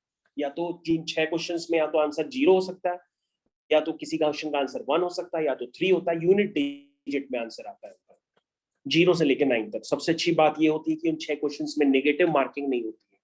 आपको सिर्फ सॉल्व करना है, अपनी रफ वर्किंग करनी है और आंसर बताना है कि 1 आ रहा है कि 5 आ रहा है कि 6 आ रहा है। तो बाय द वे, पूरा क्वेश्चन प्योरली ऑब्जेक्टिव होता है, आपको कोई ग्राफ ऐसे नहीं बनाना होता है। इसलिए मैंने आपको पॉइंट्स लिखवाए हैं, ये पॉइंट्स आप जरूर याद रखिए, वरना आपकी तकलीफ बहुत ज्यादा बढ़ेगी। ओके, तो नेक्स्ट आपके पास मैं एक एग्जांपल ले लेता हूं। नेक्स्ट बच्चों, जैसे मैंने लिख दिया y इज इक्वल टू 1 या fx इज इक्वल टू 1, इस तरह से मैंने लिख दिया, और मैं आपसे पूछूं इसका पीरियड क्या है, कोई बच्चा बता सकता है कि इसका पीरियड क्या है y इज इक्वल टू 1 का? सर ये तो एक इंटीग्रल वैल्यू है। y इज इक्वल टू 1 क्या ग्राफ बन सकता है? क्या कभी किसी ने y इज इक्वल टू 1 का ग्राफ बनाया है? Yes sir. y is equal to 1 का Yes, ग्राफ sir. ये होता है, ये ग्राफ है, this is your y is equal to 1। अब मैं आपसे पूछ रहा हूं ये पीरियोडिक है कि नहीं? Yes sir. अगर पीरियोडिक है तो उसका पीरियड क्या होगा? तुम कहोगे सर इसमें तो बहुत तकलीफ हो रही है, क्योंकि हम तो समझ ही नहीं पा रहे सर, क्योंकि सर ये 1 के बाद फिर से नेचर अपना रिपीट कर रहा है, फिर नेचर रिपीट कर रहा, फिर ये नेचर रिपीट कर रहा। तो सर क्या इसका पीरियड 1 कहें? क्यों 1 क्यों कहोगे? 1.5 भी तो कह सकते हो, 0.5 भी तो कह सकते हो, 0.4 भी तो कह सकते हो। तो आपको ये याद रखना होगा कि जो कांस्टेंट फंक्शन, जैसे y इज इक्वल टू 1 मैंने लिख दिया जो, तो इस तरह के फंक्शन जिनको आप कांस्टेंट फंक्शन कहते हैं, तो कांस्टेंट फंक्शन होते पीरियोडिक है, लेकिन आप उसका पीरियड नहीं बता सकते। उसका पीरियड 1 भी हो सकता है, 2 भी हो सकता है, 1.5 भी हो सकता है, 0.5 भी हो सकता है, 0.4 भी हो सकता है, क्योंकि ये जो लाइन है ना वो छोटे छोटे पॉइंट से मिलकर के बनी है, और छोटे छोटे पॉइंट्स बार बार रिपीट करते चले जा रहे हैं उसी पैटर्न में, तभी तो ये लाइन खिंचती चली जा रही है। तो इसका मतलब ये पीरियोडिक तो है, लेकिन हम इसका फंडामेंटल पीरियड नहीं बता सकते। पता नहीं वो कितना फंडामेंटल, कितना छोटा है, बिल्कुल नहीं बता सकते। हो सकता है 1/99 हो। तो आपको बस ये याद रखना है कि कांस्टेंट फंक्शंस आर पीरियोडिक, लेकिन हम उनका पीरियड नहीं बता सकते। ये आपको ध्यान देना होगा। मेरी बात समझ में आ रही है? Constant functions are periodic, this is the correct statement, ये आपको याद रखना होगा। Constant functions are periodic. लिख पाएंगे आप? इस बात को लिख लीजिए, कांस्टेंट फंक्शन आर पीरियोडिक, लेकिन आप पीरियड नहीं बता सकते, क्योंकि ये किसी के बाद भी रिपीट कर सकता है, 0.5 के बाद भी, 0.4 के बाद भी, 0.45 के बाद भी। क्यों भाई? Okay yes okay, next example लीजिए। ये सब आपके डाउट्स होंगे दिमाग में, मैं उस तरह के डाउट्स बना रहा हूं आपके। अगर किसी ने लिख दिया x इंटू 1/x, अब बताओ ये पीरियोडिक है कि नॉन पीरियोडिक है? Sir it is periodic. तो देख लेते हैं पीरियोडिक है कि नॉन पीरियोडिक है। कहोगे सर बड़ा उलझन भरा काम है ये, तो यही तो उलझन आप लोग के दिमाग में चल रही है। कहोगे सर इसमें x अगर 1 डालेंगे तो ये 1 बन जाएगा। 2 डालेंगे तो भी ये 1 बन जाएगा। 3 डालेंगे तो 3 इंटू 1/3 फिर से 1 बन जाएगा। 4 डालेंगे फिर से 1 बन जाएगा। लेकिन आपको क्या फंक्शन आपने ओरिजिनलिटी में स्टार्टिंग से पढ़े हैं? अगर आप इस मशीन को देखो, function is the basically machine. अगर आप इस मशीन को देखो तो उस मशीन के डिनोमिनेटर में x है। मशीन के डिनोमिनेटर में क्या है? x है। तो ये फंक्शन कहां पर अनडिफाइंड हो सकता है? 0 पे। कहां पे अनडिफाइंड हो सकता है? 0 पे। 0 पे अनडिफाइंड हो सकता है। ये बात आपको ध्यान देनी होगी भाई। ये हर जगह डिफाइंड है, x इंटू 1/x। चाहे 1 ले लो, चाहे 2 ले लो, चाहे 3 ले लो, 5 ले लो, कुछ भी ले लो। लेकिन बच्चों ये 0 पर अनडिफाइंड है, ध्यान से देखो। और अगर 0 पे ये अनडिफाइंड है तो इसका ग्राफ कैसे बनेगा? कहोगे सर ग्राफ बनाए? बनाओ, ग्राफ बनाओ। ये मैं इसका ग्राफ बना रहा हूं। ग्राफ बनाते समय आपको ध्यान देना होगा कि ये वाला पॉइंट जो होगा, ये वाला पॉइंट क्या होगा? एक्सक्लूडेड होगा, ओपन होगा, क्योंकि ये क्या है? 0 पे अनडिफाइंड है। क्या है? अनडिफाइंड। बोलो भाई मेरी बात समझ में आती है? Yes sir. अनडिफाइंड होगा। अब बताओ ये पीरियोडिक है कि नॉन पीरियोडिक है? क्या बोलेंगे? Non periodic. कहोगे सर अगर ये पीरियोडिक होता तो सर पीरियोडिक का मतलब आपने स्टार्टिंग में ही बहुत देर तक चिल्ला चिल्ला के बताया है कि वही सारे पॉइंट्स उसी सेम मैनर में रिपीट करने चाहिए। तो क्या ये जिस पॉइंट पे अनडिफाइंड है, क्या वो पॉइंट यानी ये अनडिफाइंड वाला पॉइंट क्या ये दोबारा अनडिफाइंड हो रहा? क्या यहाँ पे क्या ये दोबारा अनडिफाइंड हो रहा है? कहोगे नहीं No, सर sir. दोबारा तो अनडिफाइंड नहीं हो रहा, ये तो एक ही जगह अनडिफाइंड है। तो क्या ये अपना अनडिफाइंड वाला नेचर रिपीट कर पा रहा है? No sir. ये रिपीट कर पा रहा है, इसका मतलब ये पीरियोडिक नहीं है। ये पीरियोडिक नहीं है, ये नॉन पीरियोडिक है, या जिसको आप ए पीरियोडिक फंक्शन भी कहते हैं। ठीक है।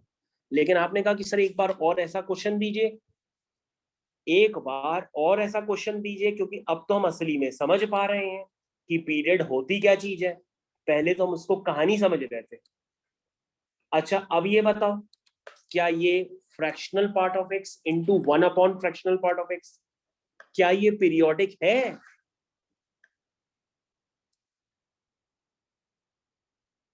क्या हुआ, तुम लोग तो सोच में पड़ गए। No sir. यस सर है। No, sir. Yes sir. Yes sir periodic है। पीरियोडिक है। Yes, sir. Periodic. ओके चलो, किसी ने बोला नो, फिर किसी ने, ज्यादातर लेकिन लोगों ने बोला यस। ओके तो बच्चों ये ठीक है, मैं एक बार चेक कर लेता हूँ।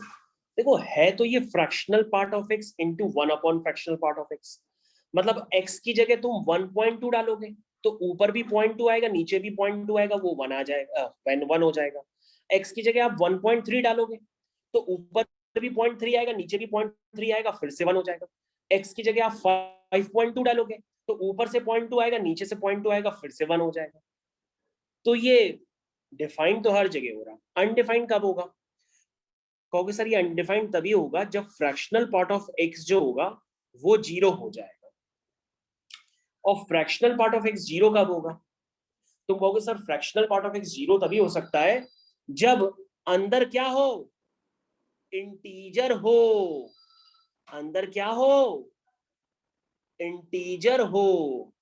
क्योंकि किसी का भी अगर इंटीजर फंक्शन गिवन है तो उसका फ्रैक्शन क्या होगा? 0 होगा। तो फ्रैक्शनल पार्ट ऑफ x 0 कब हो सकता है? इंटीजर वैल्यूज पे, यानी कि 0 पे हो सकता है, 1 पे हो सकता है, 2 पे हो सकता है, 3 पे हो सकता है, 4 पे हो सकता है, 5 पे हो सकता है। तो है तो ये y इज इक्वल टू 1 का ग्राफ, लेकिन इसमें आपको ये देखने को मिलेगा कि अनडिफाइंड है। कहां पे? 0 पे, फिर 1 पे, फिर 2 पे, फिर 3 पे, कि फिर 4 पे, क्योंकि जितने भी इंटीजर्स पॉइंट है उन इंटीजर्स पर फ्रैक्शनल पार्ट की वैल्यू कितनी होगी, 0 होगी, और वहां पे ये अनडिफाइंड हो जाएगा। तो क्या ये पीरियोडिक है? कहोगे सर ये बिल्कुल पीरियोडिक है, और इसका पीरियड क्या है, 1। पीरियड क्या है, 1। बोलो समझ में आया? Yes, sir. Yes.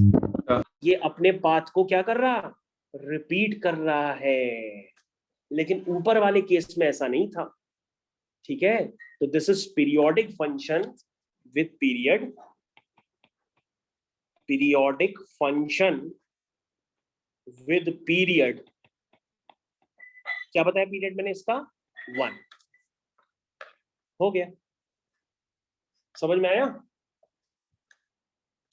क्यों भाई, आपको तो मैंने काफी सारी चीजें, आपको मैंने काफी सारी चीजें इस पीरियोडिक फंक्शन में इंक्लूड करके बताई है। मतलब मैंने आपके ग्राफ भी कवर कर दिए, ट्रिग्नोमेट्री भी कवर कर दी, फंक्शन भी कवर कर दिया, काफी सारी चीजें मैं कवर करता हुआ चल रहा हूं। एक ही लेक्चर में सारी चीजें आप सीखते जा रहे हो। ओके, चलिए अब हम लोग क्या करते हैं, एक हेडिंग डालते हैं यहाँ पे, this is properties used to find period of given function।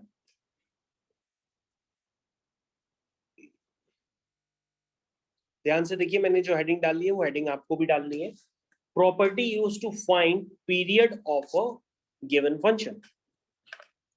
चलिए ये बच्चों नेक्स्ट पॉइंट में डाल देते हैं, या कोई भी लिख लेना अपने आप से, ABCD जो बनाना है बना लो। ओके, तो चलिए लिखता हूं, स्टार्ट करता हूं लिखना।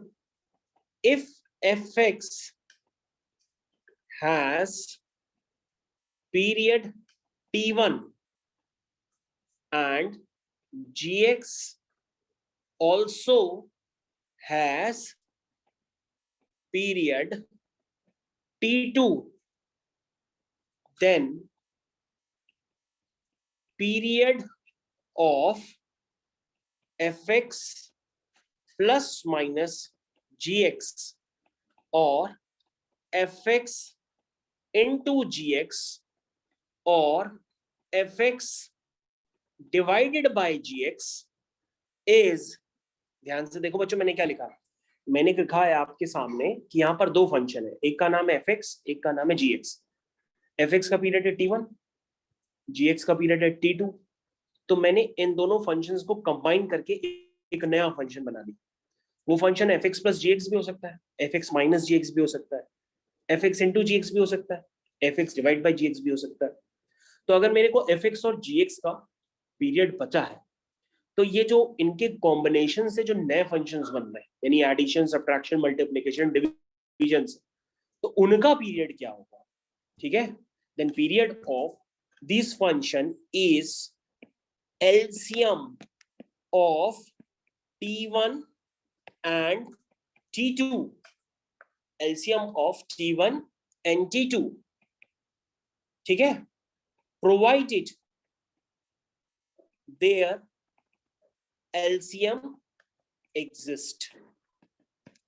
तो बच्चों जो पीरियड होगा ना वो LCM होगा t1 और t2 का, लेकिन मैंने एक लास्ट में एक लाइन और एंटर कर दी है कि उनका LCM एग्जिस्ट भी करना चाहिए, उनका LCM एग्जिस्ट भी करना चाहिए।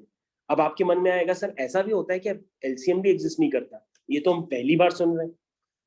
हाँ हाँ, धीरे धीरे सारी चीजें सुनोगे, इसलिए मैंने उस पॉइंट को हाईलाइट करके ब्लैक कलर से लिखा है ताकि आपका ध्यान जाए कि कॉम्बिनेशन ऑफ फंक्शन से जो भी नया फंक्शन पैदा होगा उसका जो पीरियड होगा वो fx और gx के जो पीरियड है t1 और t2 उनका LCM होगा।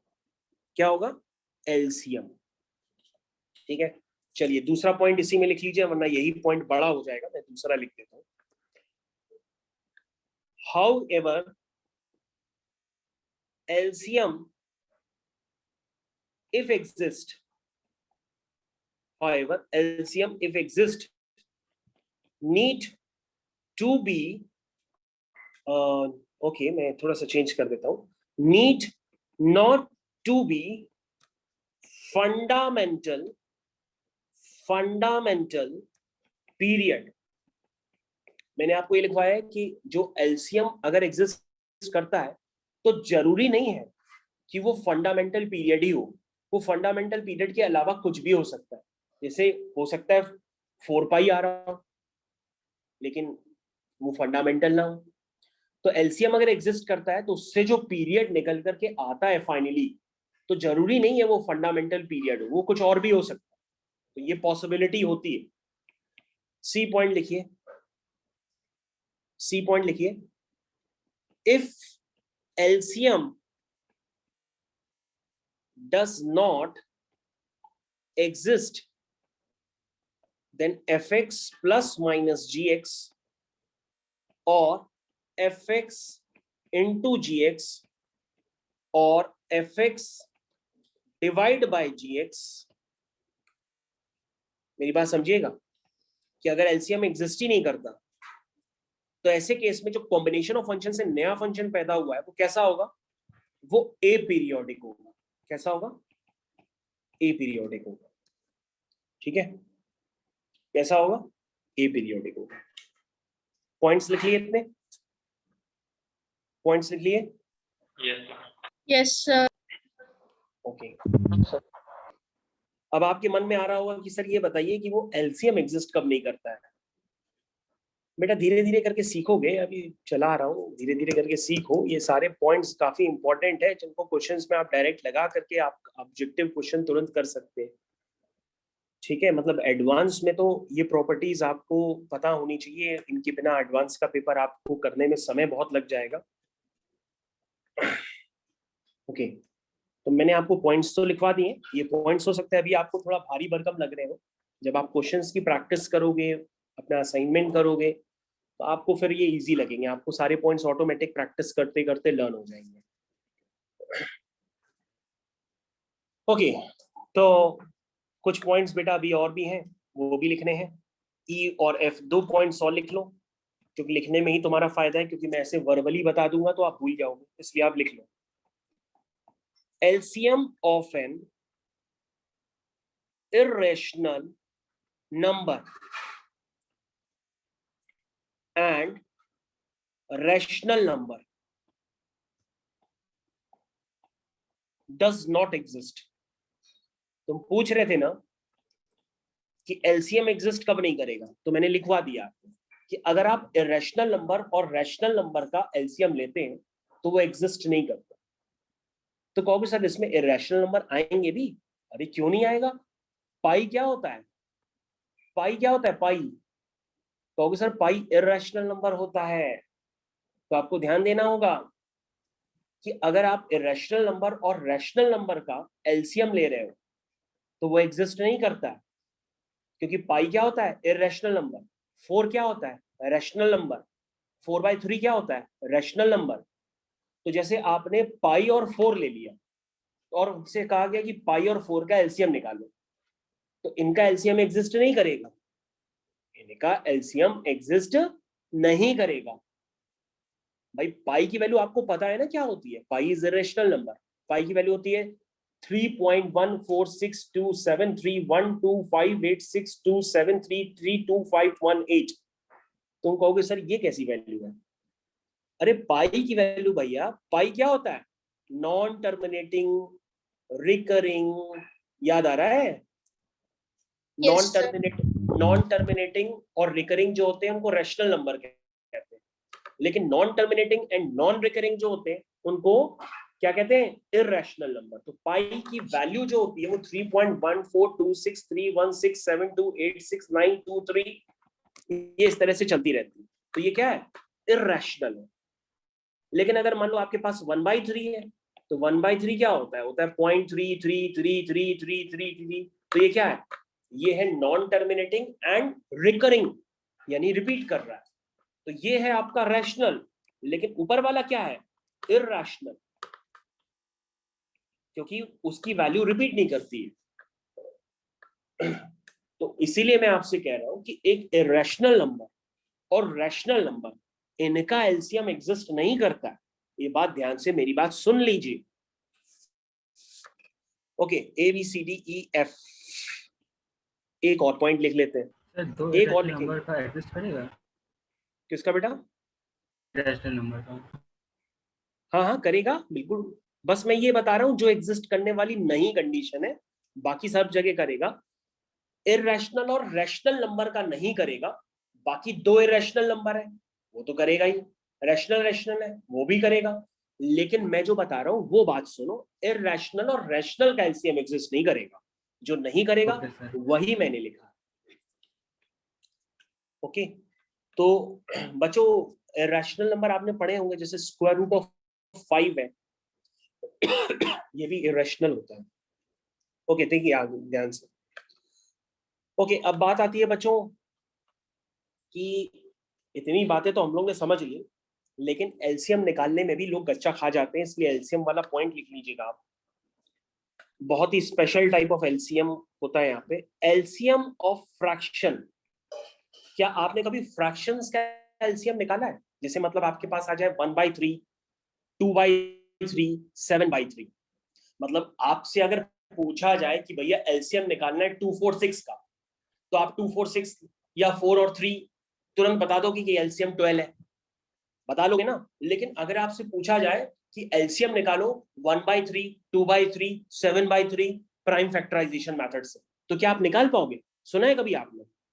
कहोगे नहीं सुना है, नहीं सुना कि फ्रैक्शंस का एलसीएम कैसे निकालते, तो वही मैं आपको लिखवाने जा रहा हूं, वो समझ लो। क्योंकि आपके पास जो फंक्शंस होंगे उसमें 2π/3 आ जाएगा, 1/3 आ सकता है, 7π/3 आ सकता है, तो वहां पे आपको ध्यान देना पड़ेगा।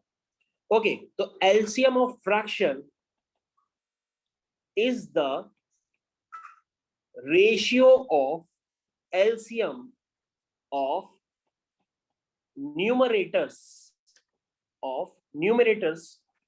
Upon HCF of denominators.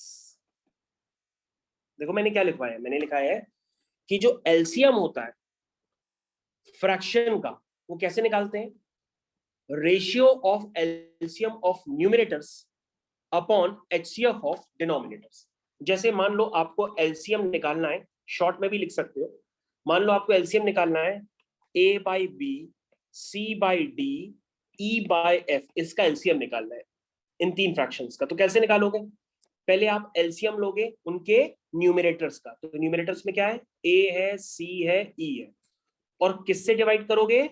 HCF of denominators. तो HCF किसका लोगे?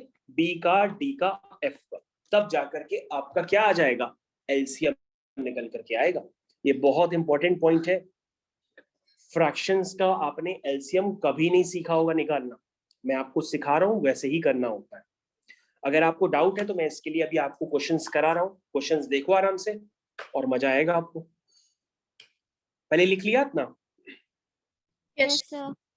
Yes sir. तुम लोगों को मजा आ रहा है कि ऐसे ही बेमतलब से पढ़ रहे हो? मजा नहीं आ रहा है? sir. ओके, तो यहाँ पे मेरे पेज ही खत्म हो गए, थोड़े से और पेज क्रिएट कर लें।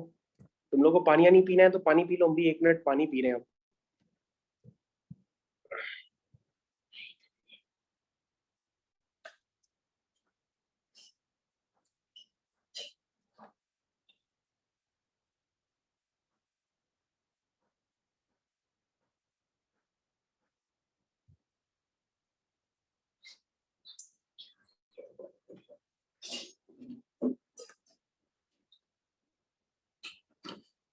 ओके बच्चों, लेट्स बिगिन।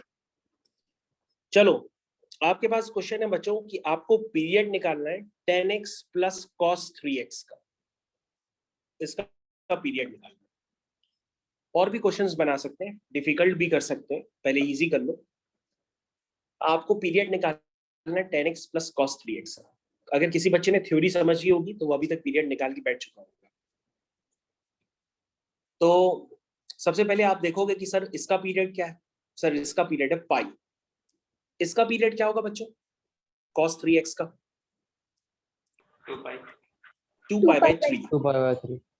तो मैंने बताया था कि fx का पीरियड पता हो, gx का पीरियड पता हो, तो fx प्लस gx का पीरियड क्या होगा? तुमने कहा था वो एलसीएम होगा किसका, इन दोनों नंबर्स का, ठीक है, इनका एलसीएम होगा, ठीक है। अब बच्चों इसमें ध्यान से देखो, पाई को छोड़ दिया करो, पाई को मत देखो, पाई तो आएगा ही आएगा। अब आप देखो बच्चों आपके पास है क्या, आपके पास एलसीएम में आ रहा 1/1 और 2/3, ये दो फ्रैक्शंस है। तो मैंने फ्रैक्शंस का एलसीएम लेना कैसे बताया बच्चों आपको, मैंने बताया था कि 1 और 2 का क्या लोगे, यानी न्यूमरेटर में क्या है 1 और 2, तो 1 और 2 का क्या लोगे आप, एलसीएम। तो 1 और 2 का एलसीएम क्या होगा 2, 1 और 2 का एलसीएम क्या होगा 2, और 1 और 3 का एचसीएफ क्या होगा, 1 और 3 का एचसीएफ क्या होगा, वो 1 होगा, 1 और 3 का एचसीएफ 1 होगा, यानी इसका पीरियड कितना आ गया 2 पाई, कितना आ गया 2 पाई। समझ में आया? तो बच्चों ये बात आपको समझनी पड़ेगी। ओके, आई थिंक आप लोग समझ गए होंगे कि पाई और 2π/3 का, भाई पाई तो कॉमन ही है, उसको बाहर निकाल दो, पाई तो आना ही है। अब आप सीधा फ्रैक्शन को देखो, तो 1/1 और 2/3 है, तो 1/1 और 2/3 इनका अगर हमें एलसीएम लेना हो तो हम कैसे लेंगे, न्यूमरेटर में 1 और 2 है, सबसे पहले लिखेंगे उनका एलसीएम, डिनोमिनेटर में 1 और 3 है, हम उनका लिखेंगे एचसीएफ, तो आ जाएगा 2/1 दैट इज इक्वल टू 2 पाई। कम समझ पा रहे हो? तो दूसरे क्वेश्चन को आजमाओ। दूसरा क्वेश्चन बड़ा कर देते हैं, sin 3x + 5 sec 2x/7 plus fractional part of 2x/π। बताओ उसका पीरियड, कोई है जो उसका पीरियड बता सकता है क्लास में? sin of 3x/5 plus sec of 2x/7 plus fractional part of 2x/π। Screen बड़ी कर दें क्या, नहीं दिख रहा है? लिख लिया क्वेश्चन? आपको मैं टाइम दूंगा क्वेश्चन पे स्पेशली, और आप कोशिश करना आप खुद से करो। तो यहां से मैं टाइम चालू कर रहा हूं, ये टाइम आपका स्टार्ट हो गया।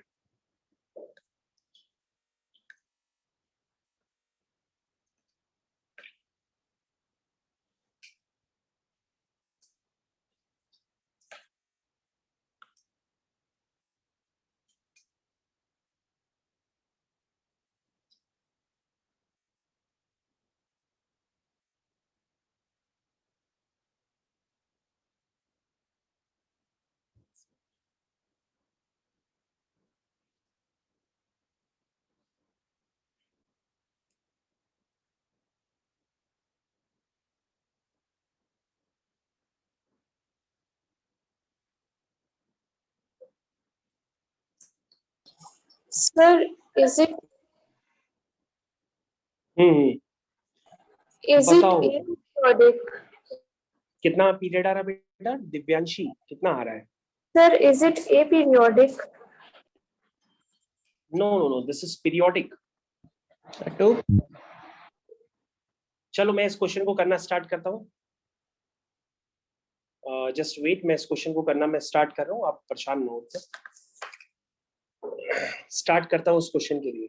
सबसे पहले बच्चों आपके पास sin 3x/5 है, तो मैंने बताया था कि sin x का पीरियड 2 पाई होता है, 2 पाई को डिवाइड करेंगे 3/5 से, यहाँ 2 पाई को डिवाइड करेंगे 2/7 से, और फ्रैक्शनल पार्ट ऑफ x का पीरियड 1 होता है, और जो x का कोफिशिएंट है 2/π, उससे हमको डिवाइड करना होता है, क्योंकि मैंने बताया था t/mod a हो जाता है, और a क्या होता है, x का कोफिशिएंट होता है। आप सबको ये थ्योरी पता होगी, मैंने जस्ट अभी थोड़ी देर पहले आपको बताई है। सर 35/3 पाई। हाँ अभी करते हैं, जस्ट वेट करो बेटा। तो ये हो गया बेटा 10π/3, ये हो गया 7π/1, ये हो गया π/2, ठीक है। ओके, अब पाई तो सभी में कॉमन है, पाई बाहर कर दो। अब आप फ्रैक्शंस को देखो, 10/3, 7/1, 1/2, आपको उन फ्रैक्शंस का एलसीएम लेना है। तो मैंने क्या बताया था कि जो न्यूमरेटर होता है, उस न्यूमरेटर में 10, 7 और 1 है, तो 10, 7, 1 और का एलसीएम क्या होगा 70, और डिनोमिनेटर में 3, 1, 2 है, तो 3, 1, 2 का जो एचसीएफ होगा, एचसीएफ क्या होगा, तीनों में कॉमन फैक्टर 1, 1. तो इसका पीरियड कितना आया? इसका पीरियड आया 70 पाई। यानी कि कितना डेंजर फंक्शन हमने लिख दिया है रैंडमली। ये 70 पाई के बाद अपना नेचर रिपीट करेगा। ठीक है, अब बाय द वे मैं इसको और सिंप्लीफाई तो नहीं कर सकता हूँ, उस फंक्शन में ऐसा कुछ है नहीं। अगर ये सिंप्लीफाई करने लायक होता तो मैं इसका पीरियड रिड्यूस भी कर देता, लेकिन इसमें कुछ ऐसा है नहीं। तो जो पीरियड निकला है उसको मान के चलो वही इसका पीरियड है।